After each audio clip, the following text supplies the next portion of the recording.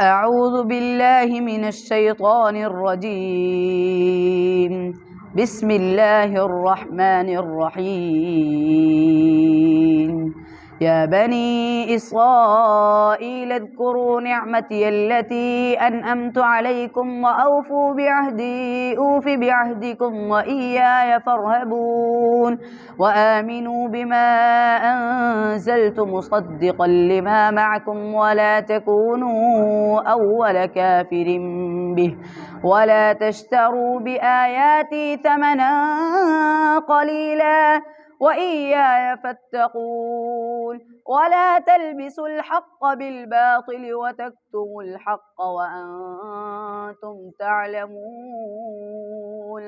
وأقيموا الصلاة وآتوا الزكاة واركعوا مع الراكعين.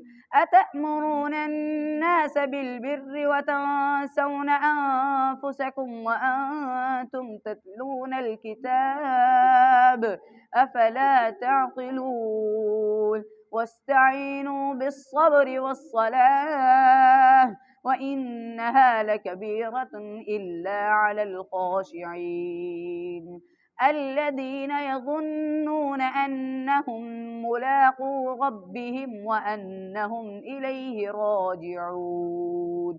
صدق الله العظيم.